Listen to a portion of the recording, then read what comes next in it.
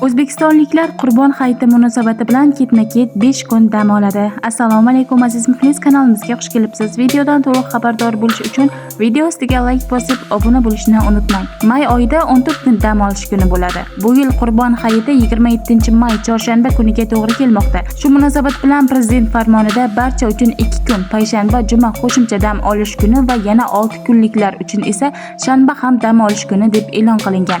Natijada ish haftasi turidan qat'iy nazar hamma ketma-ket 5 kun dam oladi. 27-may chorshanba Qurbon hayiti, 28-may payshanba barcha uchun qo'shimcha dam olish kuni, 29-may juma barcha uchun qo'shimcha dam olish kuni, 30-may shanba haftada 6 kun ishlaydiganlar uchun qo'shimcha dam olish kuni, 31-may yakshanba barcha uchun odatiy dam olish kuni hisoblanadi. Asos 2025-yil 24-dekabrda qabul qilingan TF 257-sonli prezident farmoni. Shunday qilib, may oyida haftada 5 kun ishlaydiganlar jami 14 kun, 6 kun ishlaydiganlar esa 10 kun dam oladi.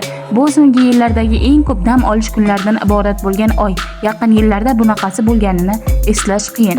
Bizda hozircha shular, yaqinlaringizga yuborib ulashib qo'ying. Bizni kuzatishda davom eting. E'tiboringiz uchun rahmat.